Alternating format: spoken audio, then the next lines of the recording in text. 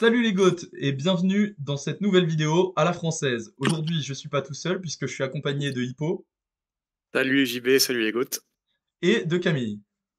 Salut les gods, salut à tous. On vous l'avait promis, vous avez répondu présent sur les likes de la dernière vidéo, donc voici l'épisode 2 des 10 coureurs à suivre. On va pas expliquer le concept puisque vous l'avez déjà vu. On va partir directement avec Camille. Est-ce que tu peux nous présenter le premier coureur à suivre?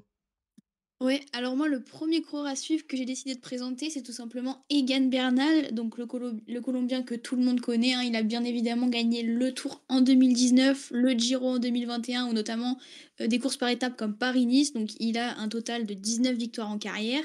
Et bah, on sait que malheureusement, il a été promis à un grand avenir. Et il n'a pas pour l'instant le palmarès qu'on lui avait prédit. Puisque, en effet, en 2022, il a donc subi sa grosse blessure, où il s'était fait malheureusement faucher par un bus scolaire. Et donc, ça a pas mal entaché sa carrière. Et donc, il essaye en fait de revenir. Et donc, voilà, je voulais parler d'Egan Bernal, puisque bah, il fait un début de saison 2024 plutôt impressionnant, hein. Il remonte petit à petit quand même. Bon, c'est pas facile forcément de revenir d'une chute à laquelle il a failli tout simplement perdre la vie. Mais c'est vrai que bah, en 2023, on l'avait déjà vu faire 8 notamment du Tour de Romandie. Mais cette année, il a très bien commencé sa saison, hein, avec notamment, il a pris bah, tout à l'heure la deuxième place du Grand Camino derrière Jonas Vingegaard. Donc c'est vraiment encourageant. Il fait cinquième du Tour de Colombie. Il me semble qu'il fait une place, il fait troisième des championnats de Colombie aussi. Enfin, vraiment, il commence à revenir, hein, petit à petit, et je trouve que ça pourrait être vraiment hyper intéressant de le suivre cette année, pardon. Et voilà, il a annoncé sur des courses comme l'Estrade Bianchi, le Tour de Catalogne, le Tour du Pays Basque, et avec en point d'orgue, donc son objectif cette année, c'est la Vuelta. Donc moi, je me dis que pourquoi pas, il pourrait peut-être dans un futur viser potentiellement bah, une place sur le podium pour cette Vuelta. Je sais pas ce que vous en pensez. Oh, ça va être peut-être un peu juste quand même pour le podium, mais ouais, il revient bien. Après, pour cette saison, plutôt essayer de se rassurer, de se relancer un peu et de aller chercher des places sur les classements généraux. Mais un podium sur la Vuelta, après, tout dépend parce que c'est vrai qu'il est plutôt en forme en ce début de saison, mais je pense qu'il est quand même encore loin du niveau auquel il devrait être pour être sur le podium. Ouais, je suis assez d'accord avec ce que tu dis, Hippo, mais il faut aussi souligner que c'est très important qu'il revienne au niveau bah, pour son équipe, la Ineos, qui a perdu beaucoup de coureurs de classement généraux cet été, ou cet hiver plutôt. Donc je pense qu'il mise beaucoup sur son retour. Pour la Vuelta, je sais pas, mais pour une course d'une semaine, déjà, s'il pouvait prendre un podium, ce serait déjà pas mal, quoi. Quand on voit, par exemple, sur le Pays Basque ou Catalogne, par exemple, ce serait encourageant. Après la Vuelta, on verra s'il est prêt à ce moment-là. C'est vrai que la Vuelta cette année, je sais pas s'il y aura vraiment un si grand plateau que ça, parce que c'est vrai qu'il y a quand même les JO un peu avant. Enfin, c'est vrai que c'est une année, une saison assez pleine. Donc je me dis, avec un concours de circonstances, pourquoi pas? Moi, vraiment, ce que j'ai vu depuis le début de saison, c'est très encourageant. Donc franchement, pourquoi pas? On a déjà eu des surprises sur le podium d'un grand tour comme ça, donc bah pourquoi pas? Oui, tout est possible. Mais bon, j'ai quand même un peu du mal à y croire. Après, moi, je pense que c'est plutôt sur le niveau de Bernal que j'ai du mal à y croire plus que sur la concurrence.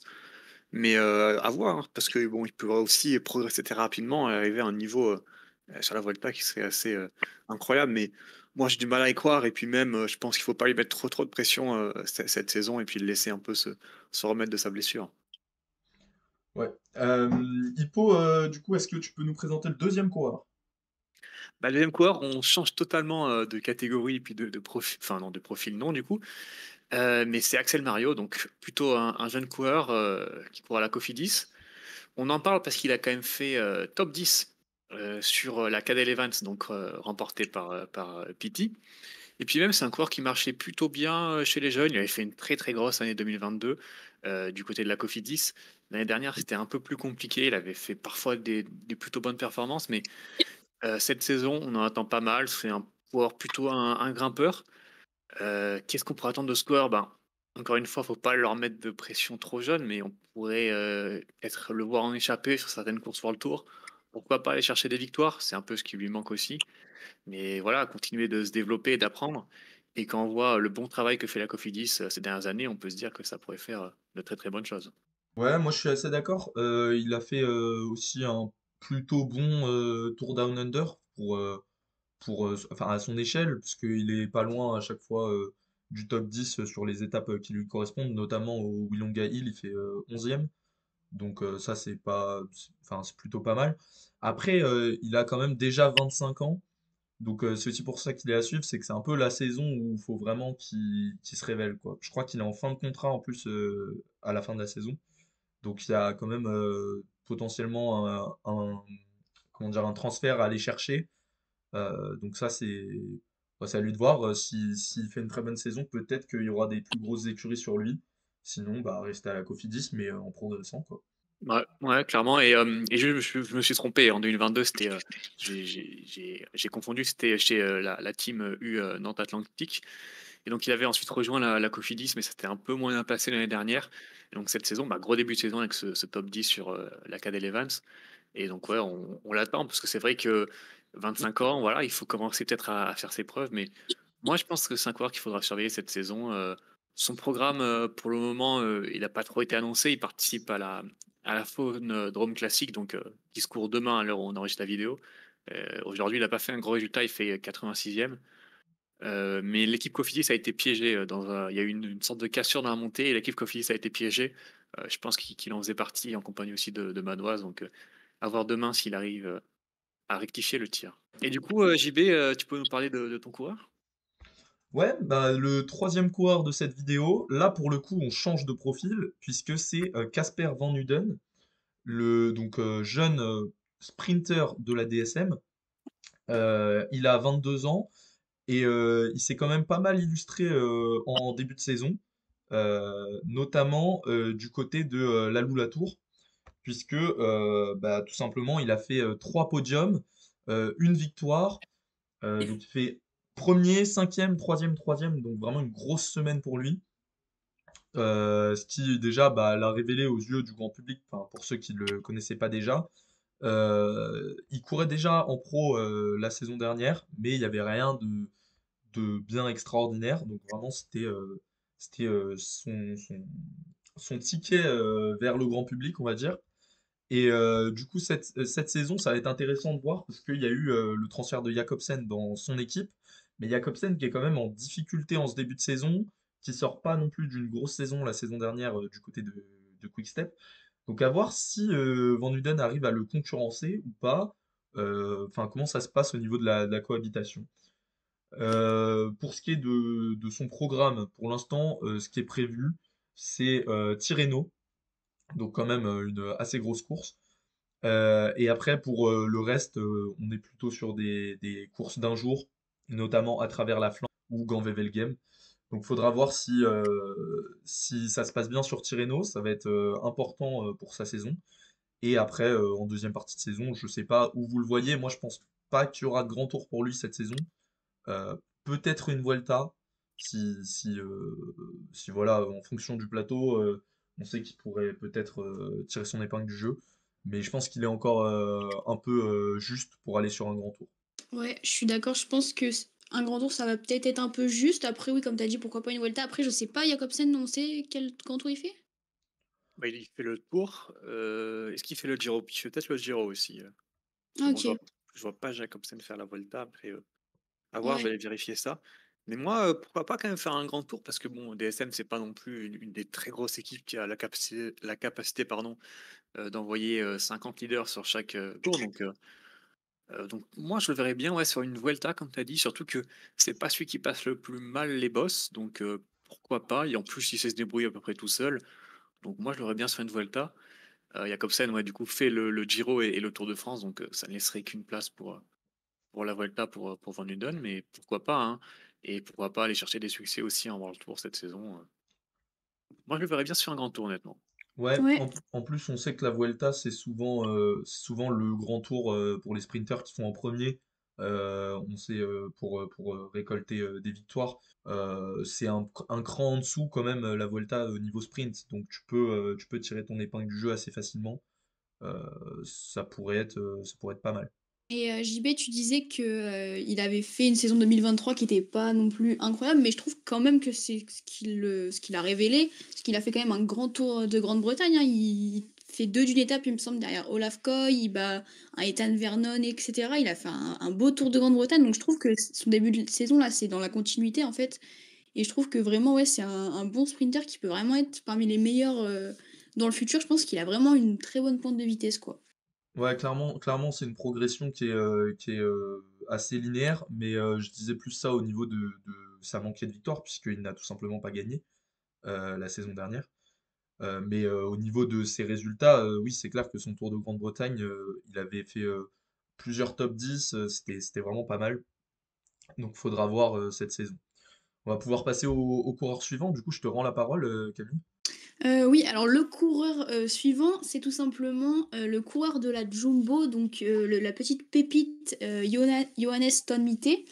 Donc, pour ceux qui connaissent pas, il a tout simplement remporté le Giro Next Gen en 2023, donc c'est, bah, le Giro pour les jeunes, tout simplement. Il a fait deuxième du Tour de l'Avenir derrière notamment Cheyenne Uijtdebroeks en 2022 et notamment devant des coureurs comme Lenny Martinez, par exemple. Il a aussi remporté la Ronde de l'Izoire, qui est aussi une course assez prestigieuse chez les jeunes. Il a 22 ans et donc c'est vraiment un très beau potentiel et vraiment un bon crack du côté de la Jumbo-Visma. Donc cette année, il a fait le Grand Camino là. Cette semaine, il était en soutien de Jonas Vingegaard. Bon bah du coup, il a pas fait de résultats personnels, hein, etc. Depuis le début de l'année, il joue pas sa carte personnelle. Il avait fait le Tour Down Under aussi. Mais bon, quand on est chez Jumbo-Visma, forcément, c'est un peu compliqué de jouer sa carte. C'est vraiment un bon coureur, un très très bon grimpeur. Donc je pense qu'il sera à suivre, hein, cette année. Après, est-ce qu'il aura vraiment sa carte à jouer, hein, parce qu'il est passé du côté, il est passé de la Jumbo-Visma Development Team à cette année avec les élites. Donc est-ce qu'il aura cette année vraiment sa carte à jouer? Ça, c'est une autre question. Mais c'est vraiment un coureur complet qui a des bons résultats chez les jeunes notamment. Et après, forcément, le passage au World Tour, c'est toute une question. Mais je pense qu'il sera à suivre parce que il a toutes les qualités pour faire quelques bonnes places par-ci par-là. Bah, surtout que quand on voit, comment Jumbo arrive à former et à développer ses pépites, on se fait pas trop de problèmes. C'est vrai, c'est plus une question à mon avis d'à quel moment il va percer que si vraiment il va percer. Ce sera peut-être pas cette saison, mais ce sera peut-être la saison prochaine. Mais moi, je le verrais quand même bien faire des bonnes performances cette saison. À voir aussi sur quelle course il a sa chance. Parce que vu l'effectif de Jumbo, il va pas y avoir beaucoup de courses où il y aura pas de gros leaders. Mais moi, je le verrais bien faire une petite performance. Pourquoi pas y chercher une petite victoire d'étape sur une course Conti un peu de seconde catégorie. Mais ouais, moi, j'en attends beaucoup de ce coureur. Ouais, moi ce qui me fait un peu peur pour lui, c'est qu'il est chez Jumbo, que potentiellement on le voyait un peu être le jeune qui allait pouvoir jouer les classements généraux, mais là tu ramènes Sian, du coup comment tu fais? Parce que Sian est quand même plusieurs niveaux au-dessus, donc ça lui ferme clairement la porte. Et il y a vraiment énormément de leaders, donc je pense pas que qu'il aura sa place de sitôt. Et je me demande si finalement ce sera chez Jumbo qu'il aura sa place. Ça faudra voir il y a que l'avenir qui nous le dira quoi. Mais je pense que potentiellement il est sous contrat jusqu'en 2026. Si d'ici là il lui laisse pas sa chance, bah, c'est clair qu'il ira voir ailleurs pour jouer les classements généraux quoi. Ouais, et d'ailleurs, c'est marrant parce que les 3 qui ont fait un 2-3 du Tour de l'Avenir 2022 sont chez Jumbo. Après, bon, Michel Hessmann, il est plus trop chez Jumbo, hein, parce qu'avec son affaire de dopage. Et voilà, c'est assez impressionnant comment Jumbo, tout simplement, se procure tous les meilleurs pépites, quoi. C'est assez fou de voir ça, tout simplement. Et ouais. Hippo, du coup, tu peux nous présenter le coureur suivant? Cinquième coureur de cette vidéo. Ouais, du coup, bah, j'ai reparlé encore une fois d'un Français, mais cette fois-ci qui n'est pas dans une équipe française, parce que c'est Axel Laurence, donc chez Alpecin de Konak, qui est passé cette année dans la World Tour, mais c'était pas sa première année en pro, puisqu'il venait de la BNB, mais bon, voilà, comme la BNB a dû stopper, il a dû se trouver une équipe, et il est redescendu en Conti chez la Development Team d'Alpecin. Donc Laurence, il a fait une année 2022 assez incroyable. Il avait fait un très bon Tour de Rwanda, mais il s'était surtout révélé aux yeux du très très grand public sur la Bretagne classique Ouest-France, donc la classique de Ploué, en faisant deuxième juste derrière Van Aert. Il avait aussi derrière fait un très très bon Tour de Croatie. Et puis malheureusement, avec la fin de BNB, ça avait un peu freiné son développement. Il avait dû aller chez Alpecin et repasser à un échelon inférieur. L'année dernière, il avait fait une plutôt bonne année, mais sans plus, jusqu'au championnat du monde espoir qu'il remporte sur le parcours de Glasgow. Et puis donc cette année, il repart en World Tour chez Alpecin, et puis son début de saison est assez incroyable, puisque sur l'étoile de Bessèges, il va remporter la première étape devant Mats Pedersen. Et puis derrière, il va aussi faire un autre top 10 sur la deuxième étape, et puis confirmer. Moi, j'en attends pas mal de ce coureur, puisque c'est un mec qu'on avait déjà vu chez BNB très fort et qu'on attendait beaucoup. Malheureusement, comme je l'ai dit, sa progression avait été un peu freinée. Il est prévu sur Milan-San Remo, sur les Ardennaises, mais aussi sur des CPE comme le Tour de Catalogne et le Critérium du Dauphiné.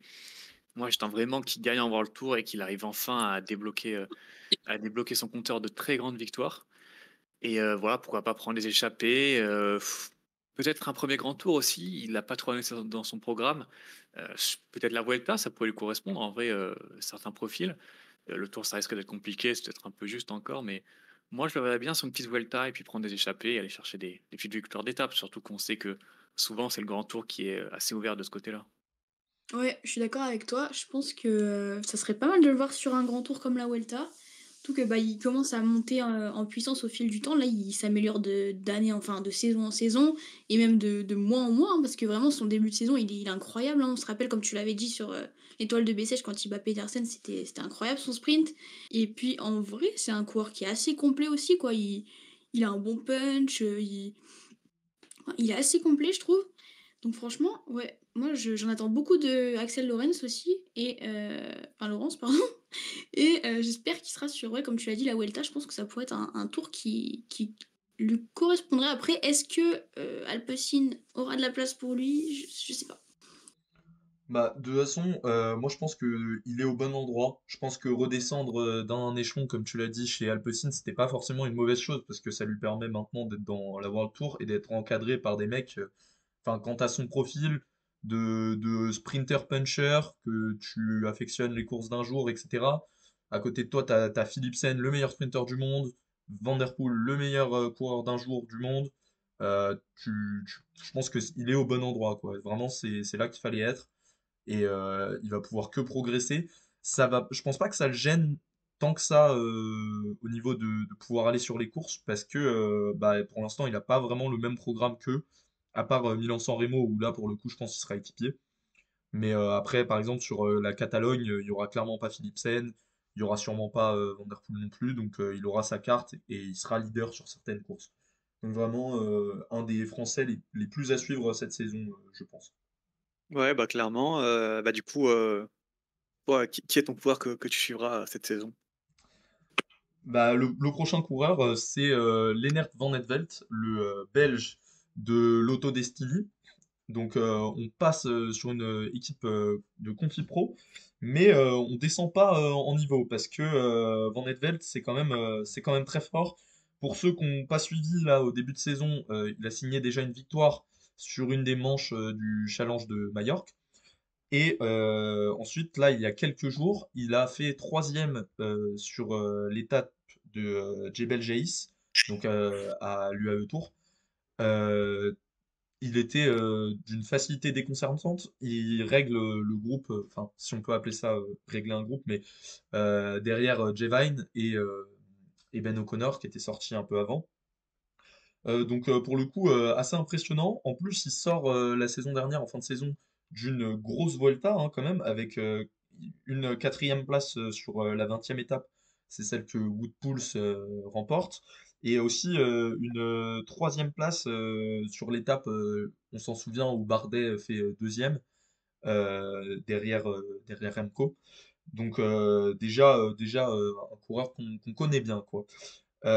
Pour ce qui est de son programme, il est prévu pour faire l'Estradé et enchaîner pas mal de courses World Tour, que ce soit Catalogne, les classiques ardennaises avec la Flèche Wallonne et Liège-Bastogne-Liège notamment, et puis pour retourner sur la Vuelta en fin de saison.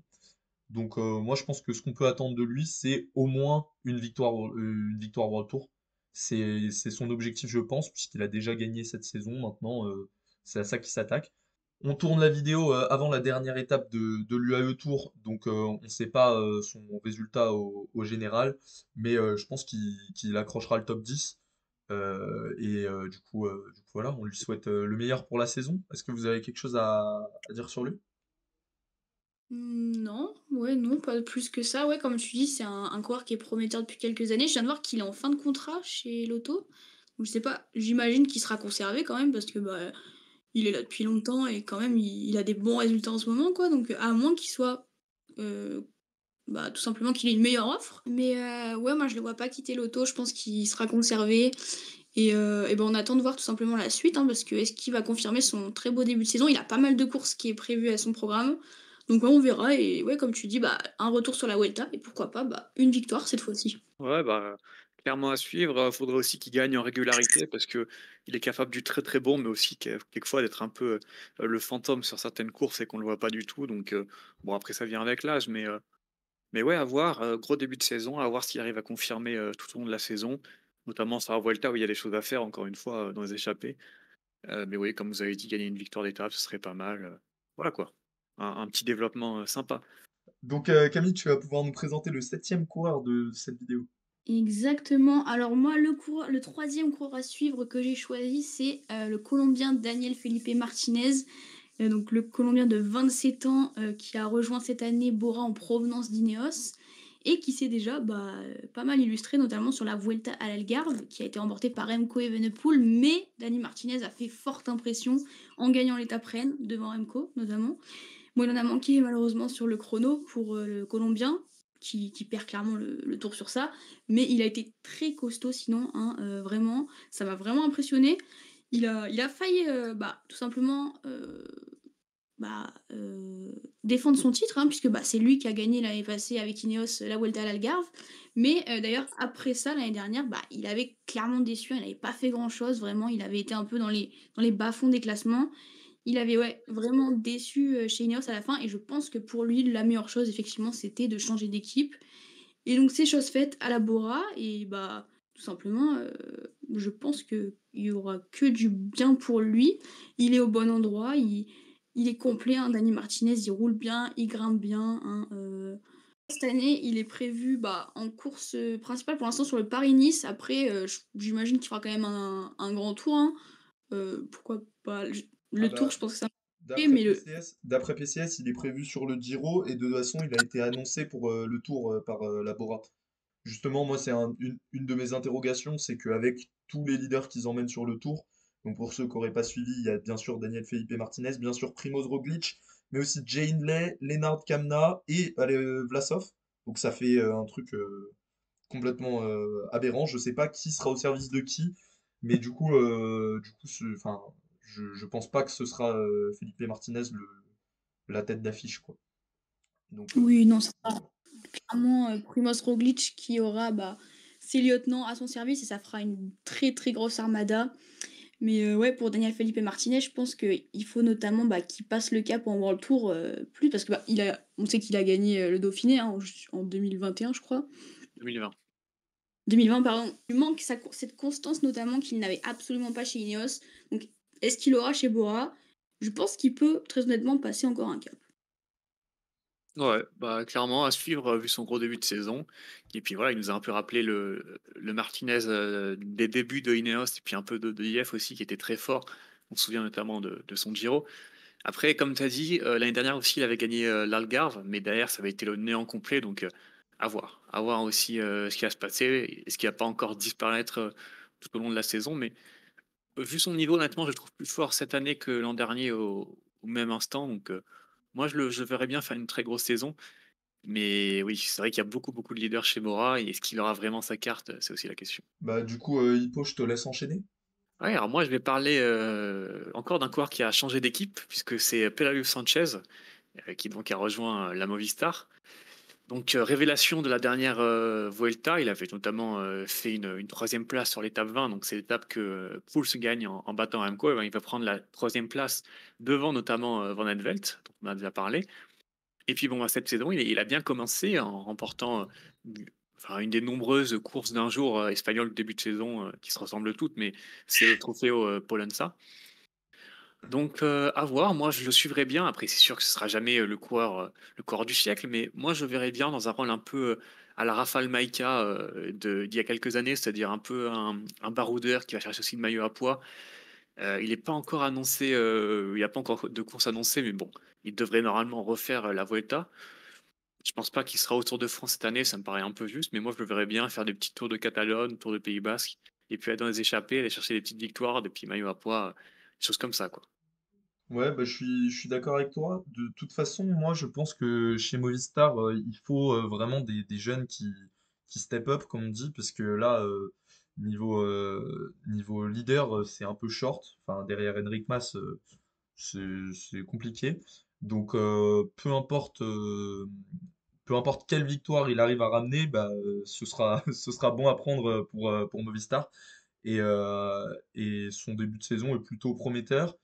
Sa fin de saison dernière aussi, donc il n'y a pas de raison qu'il s'arrête en si bon chemin. Du côté de l'UAE Tour, là, c'est un peu Ghost City, mais enfin, ça va venir sur le World Tour est peut-être encore un peu haut pour lui, peut-être dans des échappées, mais faudra voir. Je pense qu'il aura sa carte à jouer. Donc voilà. Ouais, c'est vrai, comme tu as dit, l'UAE Tour, là, c'est un peu compliqué pour Movistar, hein. Leur meilleur coureur, il est 22e avec Einer Rubio. Et ouais, ensuite, on a Ivan Romeo, 29e, et Peleo Sanchez, donc, qui est 31e. Donc, ouais, c'est un peu décevant. Après, est-ce qu'on en attendait beaucoup de Peleo Sanchez sur une course comme ça? Pas forcément, hein. Mais ouais, c'est clair que c'est un peu dommage. Après, bah, comme vous avez dit, il a fait quand même un très très bon début de saison. Donc, ça reste à voir et bah, ça reste un coureur à suivre. Bah, du coup, je vais enchaîner sur mon dernier coureur. Ce sera donc encore un coureur encore plus jeune. C'est l'Américain de Israël, Israël Première Tech. Donc, il s'agit bien sûr de Mathieu Riccitello. Pourquoi on parle de lui? Eh ben, déjà parce que il a fait un plutôt bon enfin un bon UAE Tour. C'est en cours, mais septième sur l'étape de Jebel Jaïs. Et il m'a semblé très très facile. Je ne sais pas si vous étiez devant vos écrans, mais vraiment d'une facilité déconcertante. Vous me direz, il fait 55 kilos, donc grimper, ça va être plutôt son point fort. Mais voilà, c'était étonnant parce que c'est un col plutôt roulant, donc c'est pas forcément pour lui. Quand on voit Ener Rubio qui a un peu galéré, bah voilà, c'était assez étonnant. Après, au niveau de son palmarès, il a déjà été quatrième du Tour de l'Avenir l'an dernier. Donc plutôt un bon révélateur de talent, le Tour de l'Avenir. Et bon, après, il a déjà couru un Giro aussi l'an dernier, mais là, pour le coup, il avait vraiment rien fait sur ce Giro.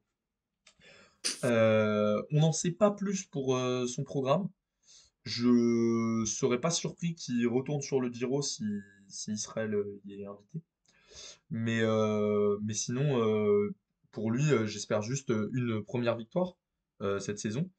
Et puis, une fois qu'il aura débloqué son compteur, je pense que ça va venir tout seul parce que chez Israël, il n'y a pas vraiment de gros leaders qui vont lui bloquer la route. Donc, assez vite, il aura sa carte, quoi. Est-ce- Ouais. C'est vrai, comme tu l'as dit, très très gros crack. Et autour de l'avenir, il me semble qu'il gagne une étape, un chrono, parce qu'il est assez complet, hein. Il roule très bien aussi. Et si je dis pas de bêtises, il a même perdu le maillot à la dernière étape, hein. C'est à la dernière étape qu'Isaac Del Toro prend le maillot. Parce que bah, Riccitello a un peu fait une sorte une mini défaillance qui lui a coûté la victoire finale. Donc ouais, franchement, très gros potentiel, hein. Une très belle carte pour l'Israël Première Tech qui, on n'est pas habitué à aller voir avoir des petites pépites comme ça, donc c'est sympa. Aussi, bah, ce qu'il faut noter, c'est qu'au-delà de Richie Zello, c'est aussi la Israël qui, mine de rien, commence à avoir des bons petits jeunes. Donc, on a vu aussi Williams sur le Tour Down Under bah, qui remporte assez bon. On aurait pu aussi en parler dans cette vidéo. Il y a Derek Guy aussi, on se souvient de son Giro. On peut parler de Frigo, même de Vernon qui a été recruté ou de Corbin Strong encore, qui est très très bon. Donc c'est quand même, il y a une belle génération qui arrive chez les Israël et moi je serais pas étonné de les voir bien performer cette saison parce que ouais, avec Rich Tello aussi qui est très bon, je pense qu'ils ont quelque chose à faire cette saison. Non, clairement, c'est bien. Et en plus, on va dire, il était temps parce que là, Israël, ça a longtemps été cette équipe de coureurs en pré-retraite avec Froome qui est toujours là. Il y avait Fuglsang, il y a toujours Woods. Enfin bon, c'était important qu'il y ait un rajeunissement qui est en cours et c'est important que ces jeunes ils performent bien. Nous, on va pouvoir passer au dernier coureur de cette vidéo. Coureur français dans une équipe française. Cam, je te donne la main. Ouais, donc le dernier coureur dont on va vous parler, c'est tout simplement Victor Lafay, hein, donc, qui est passé maintenant chez AG2R, il était chez Cofidis l'an passé, et que bien sûr tout le grand public connaît, hein, notamment depuis sa victoire l'an passé sur le Tour de France où il fait le coup du kilomètre. Il a remporté une étape du Giro, enfin Victor Lafay quoi, vraiment gros potentiel français. Et donc ce changement d'équipe, hein, qui tout simplement, changement de structure, pourquoi pas, changement de passage d'un cap. Hein, il n'a pas encore couru malheureusement cette année, mais il est prévu sur Milan-San Remo dans quelques jours. Sur la Flèche Wallonne, il fera Liège-Bastogne-Liège et il fera bien sûr le Tour de France. Donc pourquoi pas tout simplement le voir encore une fois accrocher une étape. Hein, ça serait fou, une deuxième année de suite. Mais je pense que c'est vraiment une bonne chose qu'il ait changé d'équipe, hein, parce que G2R cette année, on les a vus pas mal en forme depuis le début de saison, donc avec Ben O'Connor notamment. Donc ouais, je pense que c'est une très bonne chose. Et puis même pour l'équipe, en avoir un Victor Lafay qui est vraiment un profil, un très bon profil, un très bon puncher. Donc moi, je pense que c'est vraiment un cours à suivre, Victor Lafay, cette année. Ouais, bah clairement, il doit gagner en régularité parce que comme on l'a vu sur le Tour de France, il y a de très très haut, mais aussi très très bas pour ensuite disparaître. Et puis voilà, c'est un peu comme Richie Tello à G2R fait un énorme début de saison. Donc si derrière t'as un Lafay qui est à son top niveau, ça va faire très mal. Ouais. En plus, enfin, tu l'as dit, il a déjà 28 ans, donc c'est vraiment là, il est dans son prime. C'est le moment où il faut enchaîner les victoires, enchaîner les grosses perfs. Parce que on se souvient de sa victoire sur le Giro, je crois que c'était 2021. Ouais, c'était 2021. Derrière, ça avait pas vraiment suivi. Il avait un peu disparu. Donc bon, cette fois-ci, enfin, c'est encore un step au-dessus. Et il faut espérer que vraiment ça les lancer pour de bon comme l'un des meilleurs punchers du peloton, quoi. On en a fini pour aujourd'hui. On vous laisse mettre un pouce bleu, objectif de like, 50 likes. Je pense que c'est un bon objectif. Et puis là, je pense qu'on a fait le tour des coureurs à suivre. Il n'y aura pas d'épisode 3, mais potentiellement on peut décliner le concept si vous aimez bien sur d'autres types de vidéos. Par exemple, les 10 coureurs qui doivent confirmer cette année. Ça pourrait être une belle vidéo à faire. En tout cas, c'est tout pour nous. Donc, merci d'avoir regardé la vidéo et puis à la prochaine. Salut les gars. Merci à tous.